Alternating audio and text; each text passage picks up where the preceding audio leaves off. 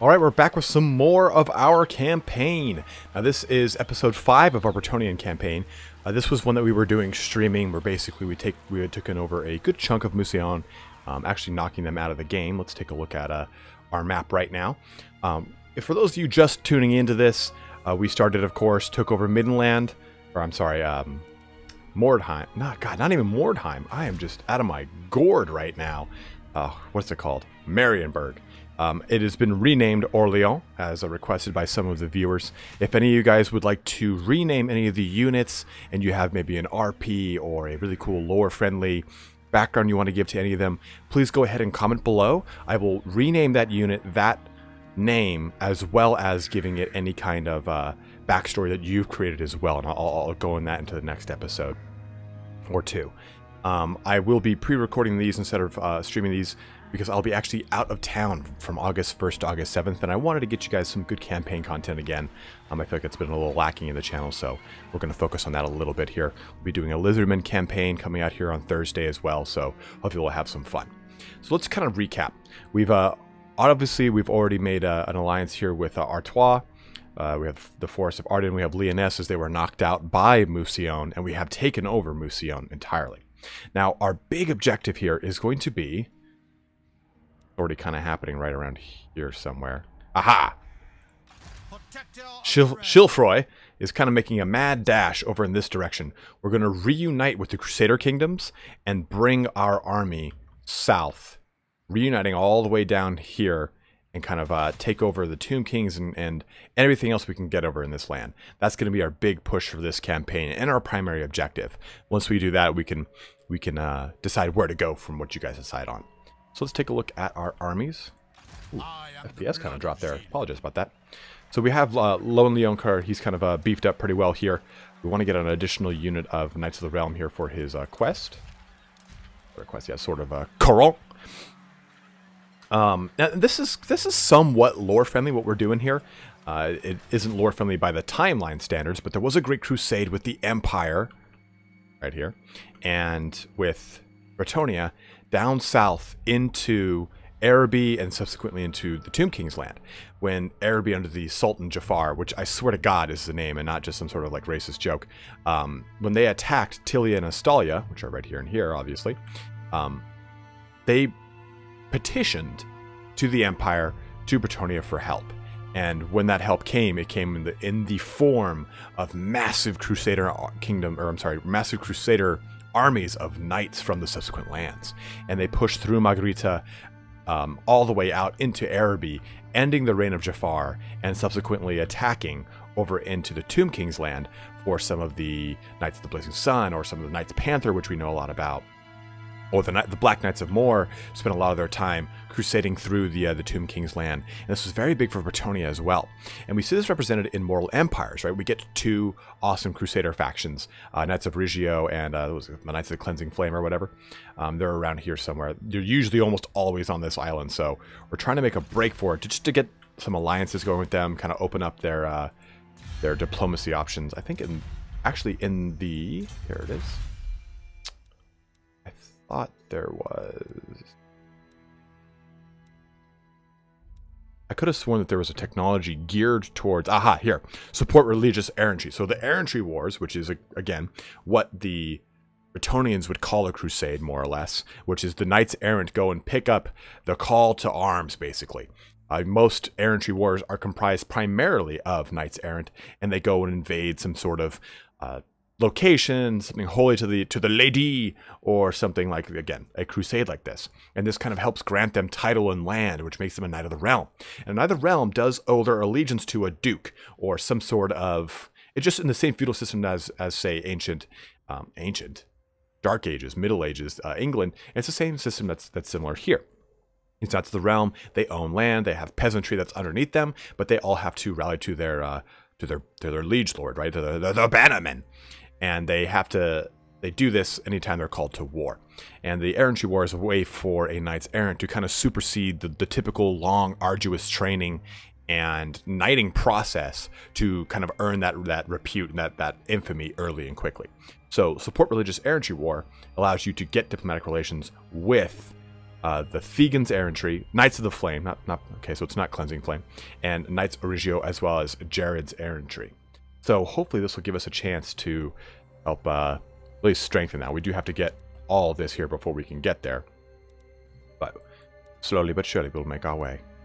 What are we working on right now? Huh.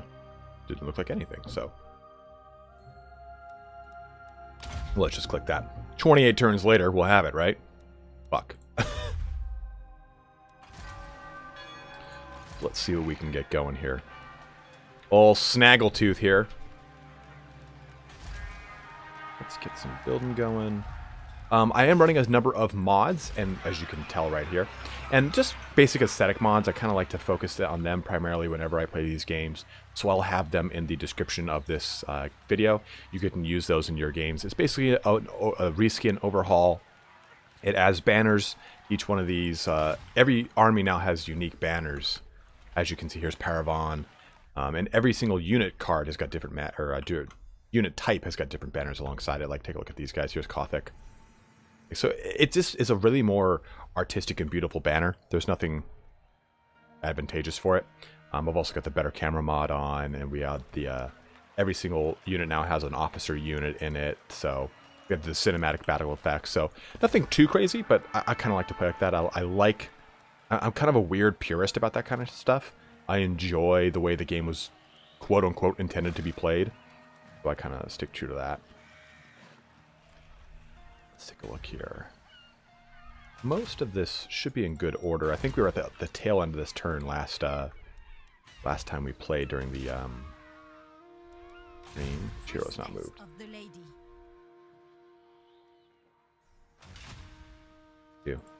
You honor me. Mon petit cheval, my small horse. And she is heavens. We put a life wizard with him. Your coming was foretold.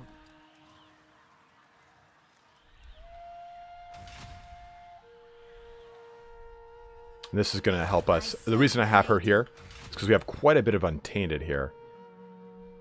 Or quite a bit of Vampire Corruption. So she's helping to really kind of knock that out. 30%, minus 2% every turn, plus 3% Untainted. So we're in good working order, my lord. I wish the peasants had more of a... What? More work? Alright. Let's see here. We unfortunately have a Grail Chapel in this building slot, which I would not ever recommend, in case you guys are wondering. But we can... I guess we can push to foot squires with these guys because they have a blacksmith here. Rather than wasting the slot here, I guess you could say. Let's take a look at what we can build here instead. We don't have a ton of money, so actually we're probably going to end this turn. And no point in building the weaving house, because do remember, if you do have your water wheel in your farm, which is farming income, where is it? It should say on here somewhere that this has a penalty to industrial income, so you have to be wary of that. Yeah, see, minus 100% industrial income in that local region. So if you're building for industry, build for industry. If you're building for farm, build for farm. Don't try and stack them both, or else you shall be severely disappointed. Okay, just go ahead and... Oh, this hero hasn't moved. That's fine. Go ahead and end that turn. And of course, this is Mortal Empires, so we will be dealing with a 5.5-hour turn. During that time, I will age rapidly, disintegrating into dust. This was a good little video. I'm glad I could end it with you guys. Oh god, Confederation of Lothern and Tirnock. That's going to be one thing you'll notice in any time you do Mortal Empires, is you just get this fat army of Lothern, usually reaping through the lands.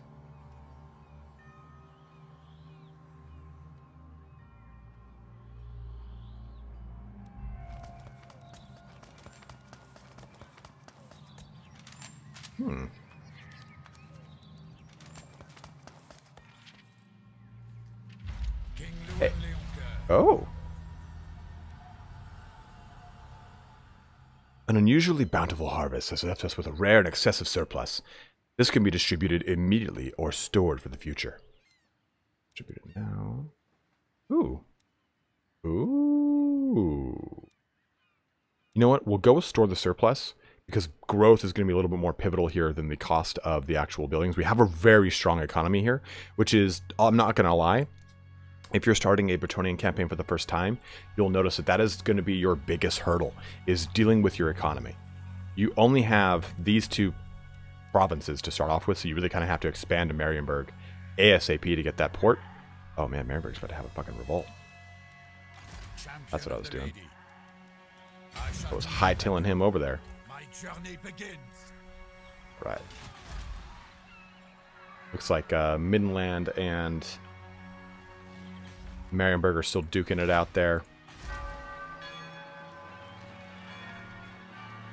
This will give us some better archers, which is nice.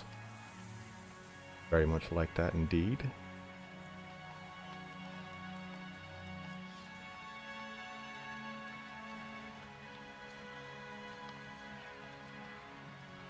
Oh, you need to build the wind. I thought the windmill. I thought if you built the fields in the settlement, you could do it, but you can't. That is just damn annoying.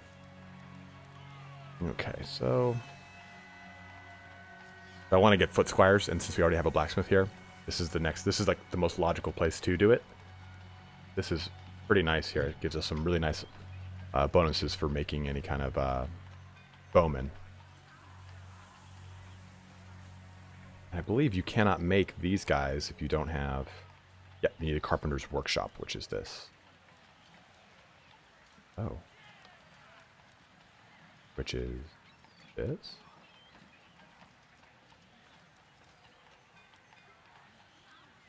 I swear to God, I've played this game before.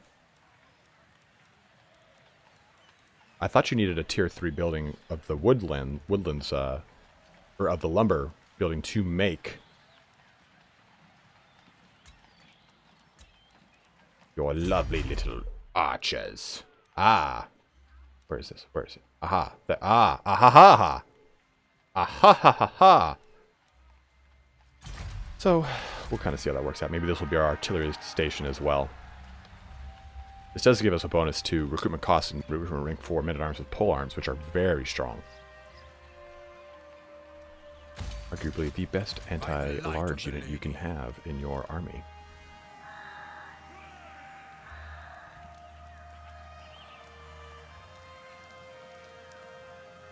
You seek the lady's favor. We do need to make one more thing here earlier. Sword of Corone! We need one more Knight of the Realm.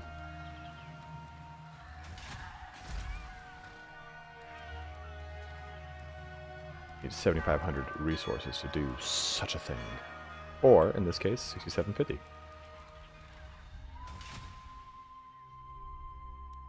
Okay. Which is nice. So what we'll do is continue this guy's harsh, cruel, temptress march towards what will hopefully be the lands of our bros.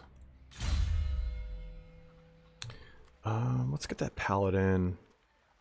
No, I like putting him on a horse, just so he can kind of be doing bro charges with the rest of his folk. Let's just do that. In my mind, I think that the Bretonnians benefits from some of the best options for their heroes. I really enjoy the paladin. I think it's a really strong one in both competitive and campaign play, because they're pretty hard to beat. 110 armor, very high melee, well, somewhat high melee defense. They can really dish out some damage, especially if you give them that. They have anti-large when they're mounted. If you put them on a Pegasus, they lose anti-large, I believe. I have seen your heart. We have our Prophetess of Life there. I think we're actually just going to skip this turn. Yes, I know that hero hasn't. We're on lovely turn 34, which is not very far into this campaign. This campaign's been rife with activity. If you haven't seen the other 5 or 4 episodes, the first 10, 15 turns were pretty much battle after battle after battle, because we had to fight Marienburg, we had to fight the orcs that kind of pop up from the beginning game event for the Bretonnians. So it was a lot to do in that those first couple of turns there. And then the 10 turns after that, we had to deal with Norscan raiders from the north. We had to deal with Musion coming up to Liangui. So there is a lot of stuff going on. So I really enjoy the Bretonnian campaign. With Mortal Empires, it got a lot of overhaul. So I think it's in a really good place right now. There's a lot to do every turn, so I have a lot of fun with it. It should help us stabilize a little bit. We need to get... With walls now, and with this at rank 3, I have a pretty sizable army here.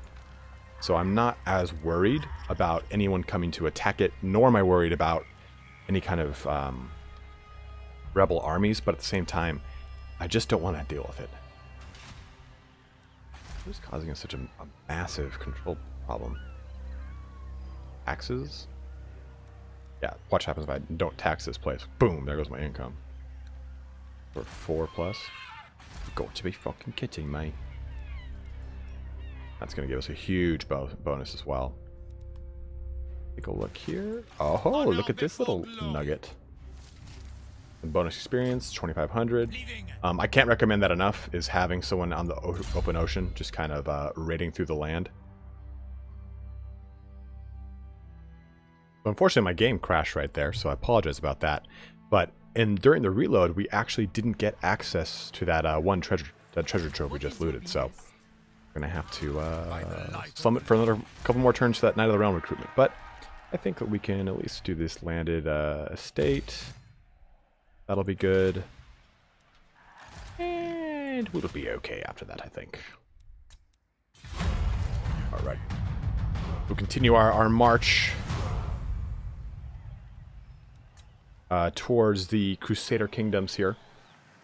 And as always, guys, if you have any recommendations or places you want to go or see, holla. I don't choose military alliance here. I always decline that, since I am going to be not fornicating. Whoops. Since I'm going to be confederating with all of them, I don't want to do that. It does tend to make it a little bit more difficult. So your best option is more often than not just to kind of let them go. You can do defensive alliances, but that can pull you into a lot of conflicts you don't want to be a part of. So pick and choose your alliances with who you want. If you don't have a chance of confederating with them, go ahead and do a military alliance. Like, I could probably afford to do one with Empire right now, but I don't want that to pull me into a conflict with Middenland. So you do have to kind of, like I said, be a little wary. Did get a pretty good bump here. We got our Marienburg Harbor upgraded as well in that last turn. Attrition from Schilfroy. I don't know if these guys can die outright from attrition, so I'm curious about that. Taking my leave. Who did we uncover? Nice! That's who we wanted to discover, is the Knights of Origio. Protector of the realm. Unfortunately, though, cannot Bretonnia. I accept. make any... Ooh, only one settlement. So it looks like they only control right here.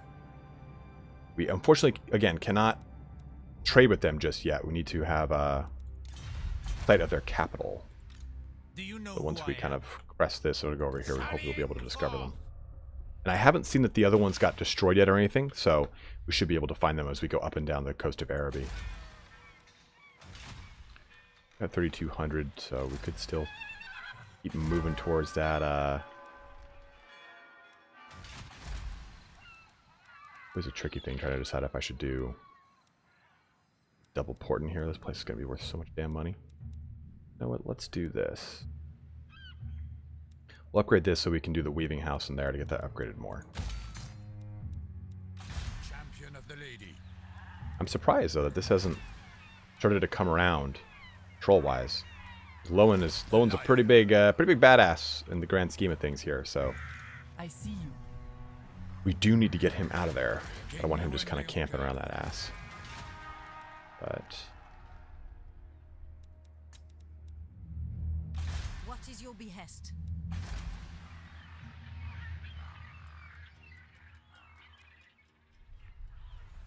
yeah, unfortunately, we don't have Gorsel. It's right there. It is held by our bros, the Empire, so we can't snatch that. If we had that, we could probably get the commandment to help out with control, but alas, poor Yorick, that is not the case. Go ahead and just end that turn as well. And this is the kind of like that tedium portion of the game right now, where you're like, all right, well, I'm kind of ramping up for my next big quote-unquote campaign, trying to establish a strong economy and all that action. So I apologize if these turns are a little bit more lackluster, so I'll try to do a little bit more exposition about stuff from the game and so on and so forth. Oh! Oh, look at you, Ark in the Black. I mean, I feel like that would be beneficial, but at the same time, I'm Bretonnian. They're going to be my enemy. I don't want to have any trouble with Thegan's errantry. So, go to hell, Bone Daddy. Do you think this actually matters to my eternal plans? Sure it does, Boner Boy. Man, Midland, I think it was finally going to... Oh, well, I guess not. I thought they were going to take out Marienburg. Paravon, what do you want, bro? Nope, I don't want that from you. I just want to... I want to unify the rest of Bretonnia and then move south into the remainder of the errantry kind of kingdoms, I guess you could call them. I use the term Crusader Kingdoms because I'm thinking of like actual history. Which, and a funny kind of twist here, the very early first, second, third editions of Warhammer are actually really based off a lot of history. The Knights of Origio are very much similar to the Knights Hospitalier, and Cleansing Flame, or the Knights of the Burning Flame, or whatever, are very similar to the Knights Templar. So you do have a lot of carryover anytime you see early Bretonnian lore. So it's always kind of an interesting juxtaposition when you look at that compared to, you know, our actual history of the Crusades. Let's screw it. Let's just that lifts me with 64 gold. We'll hold out for a little bit. And that's going to help out because this is +2 control in your adjacent provinces. That gives me more control, so those will all help me. You know what? I say let's do this. I'm going to move him out here and trigger this revolt. My magic is yours. Her too. Done that. I serve the Her lady. point. Her place is strictly to do that. Yeah, we'll let this trigger in 2 turns. That way we can get Mighty Leoncoeur out of France. I mean, if you look at this map, Albion is supposed to be like right there. And this is France, basically. So, like I was saying, and here's essentially Germany. And, I mean, it's almost like if you look at, like, here's like Finland, but it shouldn't be placed right there. So basically, it's like you've got the coast of France, which is almost looks like the actual coast of France in our map. And you've got this portion of Germany, which looks, again, shockingly similar. And this is Albion, which is, you know, the ancient name for Bretagne. So it's all very, very our map historical based. So it's just kind of like that, the tongue-in-cheek kind of stuff of the early history of Warhammer. Okay, so let's get you moving a little bit here. No seabound goodies, huh? Damn it. All right. Yes, got that too. We have... Finally, I think this counts as their capital, so let's see if we... Deacon's errantry, yes. Good, good, good. Hello, my bro. As you say. And, oh. I guess we had a good likelihood for military access, but fuck me now, right? Chivalry demand, I hear you. Valiant Lord. Nice, Origio. Okay, so the only one we're missing now is Cleansing, or the Knights of the Flame. Count Sartosa. Or, I'm sorry, that's Tilia. Might as well try to, like... Who calls? Hello, bro. Greetings. We may not be the You're bald and look mad. but our realm has riches and strength in equal measure. Imagine that, imagine just spending time on that mustache every day. The amount of pig tallow you have to put in that. I don't really want to do anything with you, boner boy.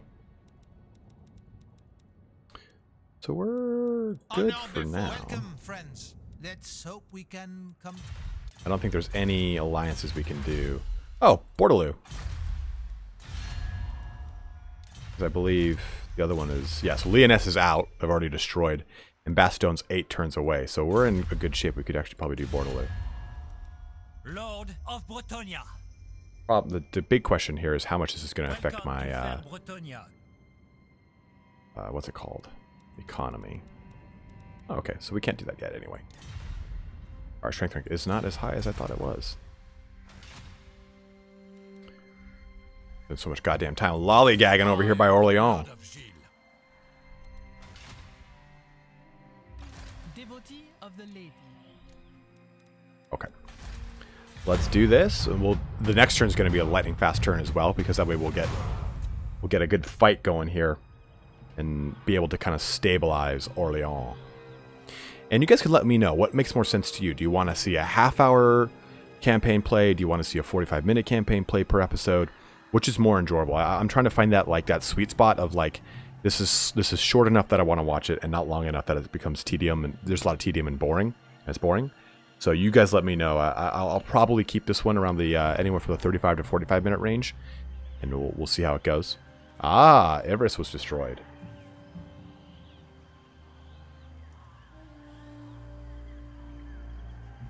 I'll be honest, I wish that the High Elves had a... Good, yes. Encourage away, please. I wish the High Elves had a mechanic that was almost similar to Norska, wherein if you beat their lord, you can subjugate them. In the lore, the High Elves don't ever wage war against each other like they do in Total War Warhammer. Like, if you start off as Lothern, Kalador fights you almost immediately. And same thing with, like, Safri over here. One of your best bros is Tyrannok, so it's like... It's not really lore-friendly, but at the same time, I understand it. But it kind of makes it a little less fun if you're constantly having to wage war with High Elves as Lothern in the very start of the game. I think it'd be kind of cool if you could do something where you could either subjugate them or manipulate them into an alliance better than you can with just simply what's it called? Intrigue at court. That is a cool mechanic, but there we go, 2,500. That's a good boost. That puts us in real good shape. So let's see here. Deegan's errantry is here.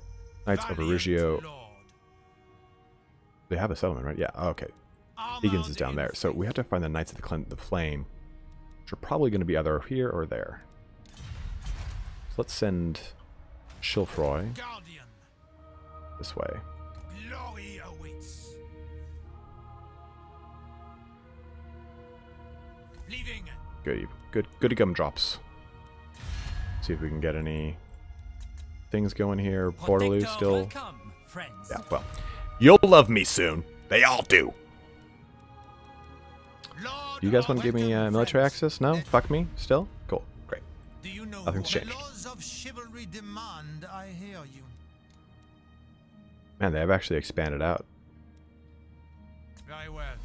They like begrudgingly do it. I suppose so, for the lady. You smell of red herring. That's actually kind of cool to see on the map. You know, it's a little bit more. These waystones are super important to like the. It's almost like the waystones of the High Elf land, which should be equally as visible on this map. But they kind of help protect Athaloran against demon incursions and the such. You don't see demons just ripping up a rift here and like pouring out through Athaloran. But it's really cool how they do this. They have these waystones as kind of important landmarks as the borders of Athaloran. One more turn should have us get a little incursion there. You know, and I find this kind of a little redundant. So we will actually demolish this building and do that here. It'll help kind of. It basically makes this about half cost if you think of it that way. So if it's 6,700, it's going to cost 3,000 to demolish this one. We can build a livery here, something that'll kind of help stabilize the control. So we'll be in good shape after this turn, I think. And we'll get a battle in. Just for you guys. I see much. I'm thinking of building her army up too. We should probably worry about that. How much? We got 10 peasants we can use? Oh, yeah. We'll have her actually build in this faction, or in this region, because we'll get all the bonuses, the bowmen and the men-at-arms from Castle Artois. Imminent rebellion? Good, yes. Rebel, rebels. I'm afraid they'll find the shields quite operational when your knights arrive. Aha! Just what I wanted to see. Man, that's actually pretty sizable little first turn invasion army there. But they should be crushed nonetheless. Nice. Paravon and Argowilon are in at a little peace treaty there. Ah, something Dusseldorf. Hasselhoff. The Hoff. The Hoff's in this game? Let the supplicant come forward. Hey, Para. Para, bro. Nay. Instead, we shall make Coitus, or Confederation, I mean.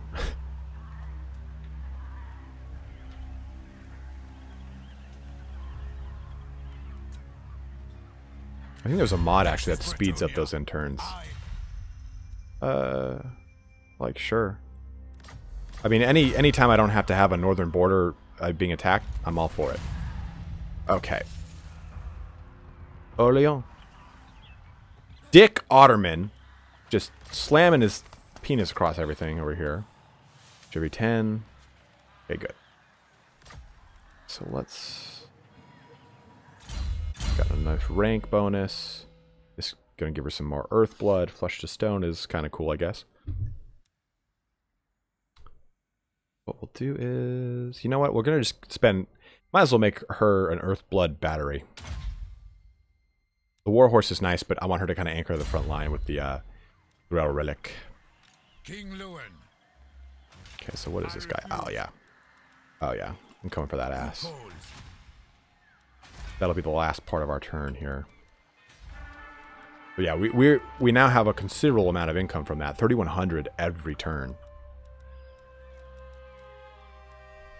And I want to make this Grail Chapel so we can break it down here in Castle Artois. Breaking it down will cost 3,300. Making it will cost 4,900. So that's another good swap. That's a good exchange there.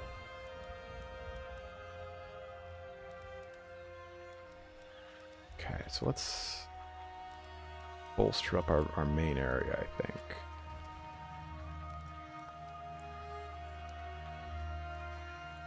Oh, that's the growth building. I haven't made them at all.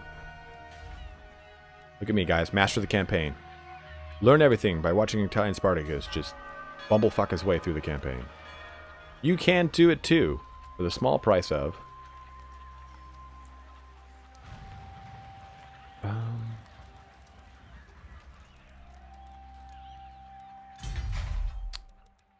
Castle Artois doesn't have any unique buildings that I know of. Okay, good. Battle Pilgrims are pretty nice and fun. I have seen your heart. My path is clear. Put her here. The Grail Relique. Maybe I'll send her down ASAP. Like, build her army up and just get her out. Or I can keep her as kind of like the Warden of Bretonnia, while Leon Lincoeur just kind of goes to town and everything. So let's actually let's kill this army. I want to kill this army. Then we'll decide what we're building and everything. Yes, absolutely, we're attacking. And I've got him on a mighty winged birded horse, also known as a Pegasus.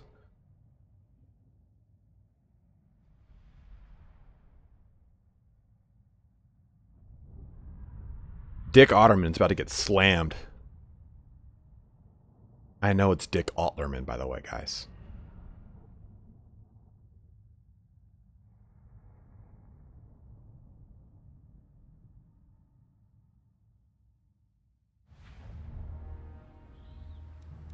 I'll take that. We'll do this here, that in the center, these guys here. We don't have a crazy front line because I'm focusing more on cavalry, clearly, because it's on their own card. Peasant bowmen! Fighters! I'll turn this up a little bit as we focus more on the battle and less on my... We serve the lady. Knights of the Ring. Field trebuchet. Targets. Knights of the Realm. Paladin of Bretonnia. Knights of the Realm. To my banner. Biggest knights. Sure as the fool. Perfect. Field trebuchet.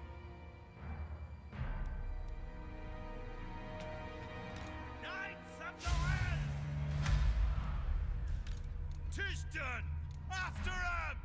Hold steady.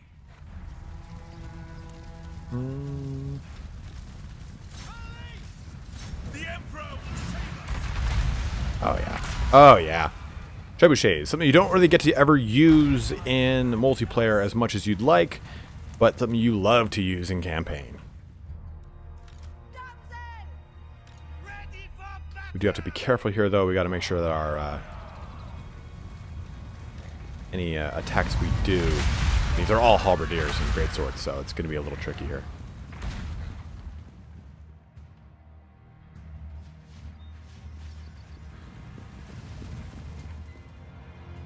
Awaiting orders. Yes, at speed. Knights of the Realm. Knights of the Realm. At once.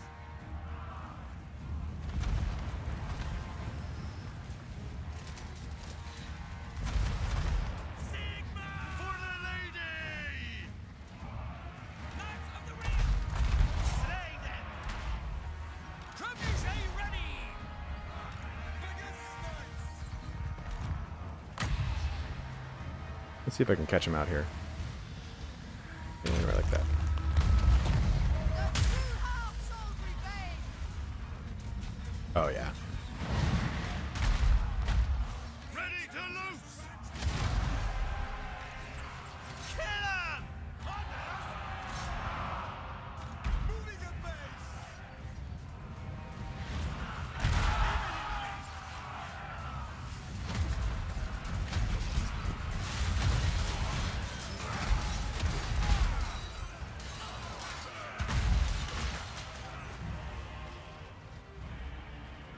Ready for battle. At speed. Moving a base. Swiftly. At once.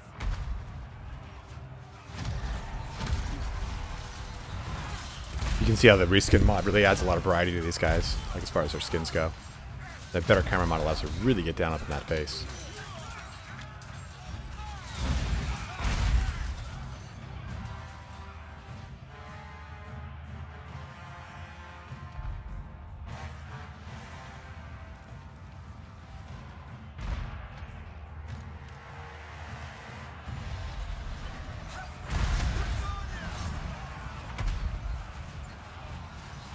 Remember your vows. I call thee forth.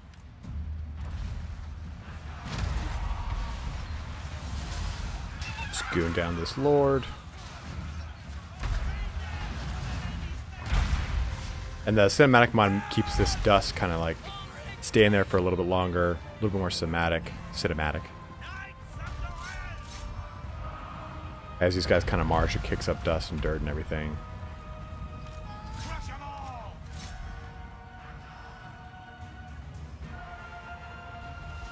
The lady's chosen. Moves. Oi.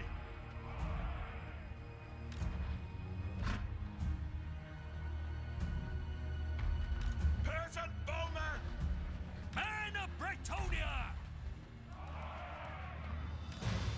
Take the ground.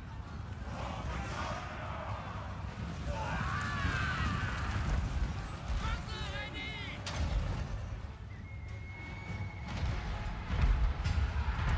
Alrighty. Let's just clean everything up and we'll be good. This part on pass forward though.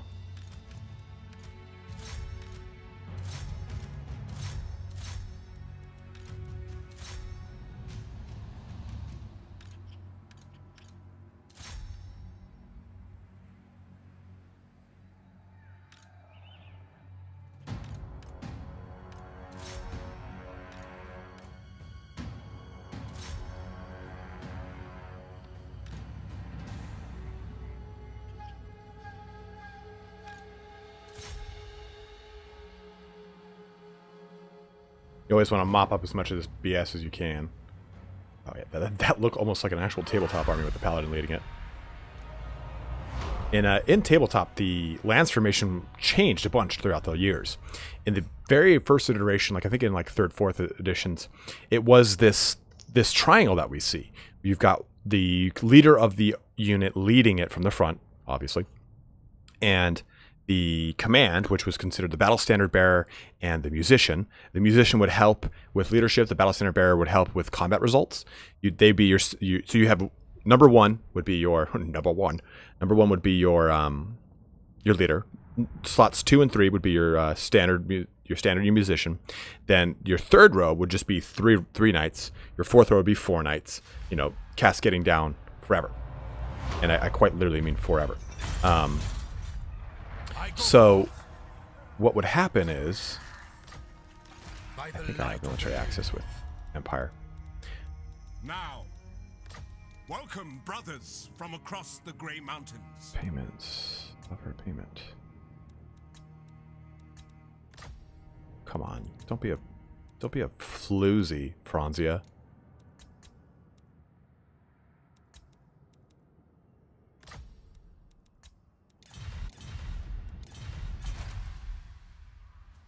Smite them! Glory awaits! The blessing of the lady. King of Bretonnia. Just get out of that land. To victory! Okay, so yeah, the way it would work is in that lance formation, the very first guy, and then all of the guys on the left and right sides would attack whenever you would charge in. So basically represent, you know, you're charging with this chevron that as soon as it makes contact with the army or the enemy, it would penetrate through the unit. In 6th, 7th, and 8th edition, well, they didn't get an 8th edition update. The lance formation was changed to a 3 by however long box. So you had 3 in the front, your battle center bearer, your musician, your main character, followed by just 3, 3, 3, 3, 3, 3, 3. And it was kind of the same principle, but it was just boring. And I'm so glad with Total War Warhammer, they chose to use that chevron. I mean, we've seen it in almost every Total War, right? You have the chevron ability on a lot of cavalry for, say, Rome and stuff like that. So it's something that's like completely like out of left field for them. But I really, really appreciated it as a nod to that, and probably a little bit something that they're used to. So like, yeah, let's just stick with what we know. Let's do...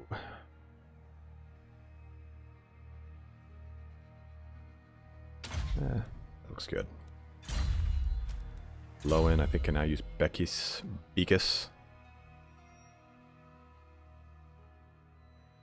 I didn't know that the Royal Pegasus gave magic attacks. You guys can let me know, Pegasus or Bekus, but I'll go with Bekus for now because he just seems down. Oh, that's kind of nice. Lion Shield.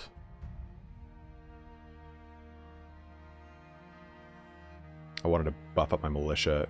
My knights are a little bit better now too.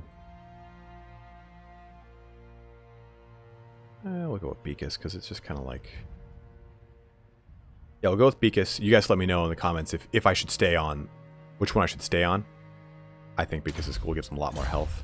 So, and it's just cool as shit to see him on the battle map like that. You seek the lady's favor. So that really helped to stabilize the otherwise not so great control here. Let's see here. Tax, yeah. So let's just build this. Could upgrade that, but I think it's not worth it right now.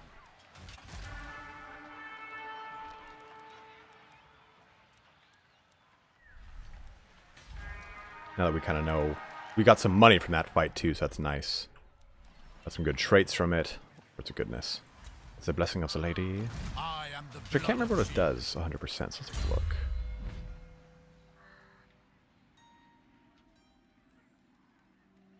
Is it? I think it... I can't remember if it's a magic resistance buff or it's a physical resistance buff. Ah, here it is. Physical, 20% physical resistance, as long as their leadership is intact. And that is, again, straight out of the book. As long as your leadership is intact, you get a lot of benefits there. How's the Untainted going over here? Almost completely gone. Give you this. Monthon, huh? Who calls? Well, yeah, let's just do it because she needs to be the one that's like kind of Would you have of me? untainting the land. So let's build our buildings and build our army. We don't need to worry about battle pilgrims just yet, I don't think. Although there's such a strong front What is line. your behest? Damn it.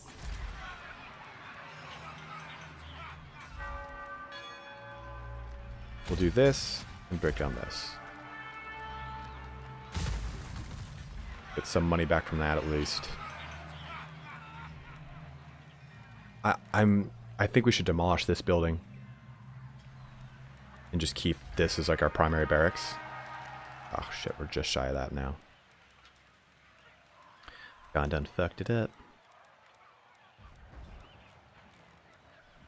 Your coming was foretold. So let's give her The lady is with you. look at these little bros. To help peasant mobs. We'll give her men at arms. Like 2 men at arms. Gorelick is a peasant. Okay, Gorelick is a peasant. Do that. Ah. Give her those. Because that'll all be in one turn. Champion of the lady. So that's good. Orleans now is much more stable. I think we can take Loncoeur and start sending him down south to kind of unify our brethren, our errant knights, while she helps unite the majority of Bretonnia. I think that's kind of a cool plan. Kind of like send him off on his crusade early. Chilfroy continues to forge ahead and looks for more of the errantry kingdoms to pave the way. Armored in faith. Waterloo still don't want to... Come on, bro. You know you want to be. We'll get him as legendary lord, and that'll be great. I love Alberic. You honor me. Where is Alberic? If they don't have Alberic up, I believe you cannot get him. You can't recruit him if he's not there when you confederate. Devotee of the lady. We can actually even put My magic is yours. Mon Petit Cheval in there. 3 turns. Well, actually, we'll keep Leoncoeur here for 3 more turns so we can get his 4th Knight of the Realm. That's why I've left these 2 slots open. And then we'll be able to actually have a little bit stronger, methinks, of a cavalry force. You know, because 4 units of Knights of the Realm, that's not overkill at all. But I think that's going to conclude our campaign for today here, guys. If you have any recommendations or things that you'd like to do for this campaign, go ahead and comment below. As always, like I was saying, comment on anything you'd like me to change the names of, anything like that. For those of you that are on my Patreon, you get a higher priority, obviously. So go ahead and make a comment there saying that, hey, I'm on your Patreon, or you can just message me on Patreon. It doesn't matter either way. We'll be starting our Lizardman one, and anyone on their Patreon, of course, you still get access to naming things, and you get like a higher vote. So if someone wants to name, say, you know, this prophetess, Charles Barkley, I don't know why you want to do that, but it just so happens that that's what I'm going to go with. If someone on the Patreon wants to name the prophetess, they'll get priority because, you know, they support me and all that kind of action. Not that I'm saying that anyone who watches me doesn't support me, but you get it. You get it. We all get it. I've dug myself into a rut. Either way, guys, thanks so much for watching here today. I hope to continue these series with you, and I hope you guys enjoy it. And I think this is a really good way to kind of help me, A, complete a campaign, and B, keep it in a controlled fashion so I can release it, you know, 2-3 times a week, and you guys can rely on them coming out on certain days. But we've got plenty of stuff coming out here for you this week and subsequent days after that. And I will be out of town, but still I'll be watching as always. But thanks for watching, guys. Have a good one, and take care.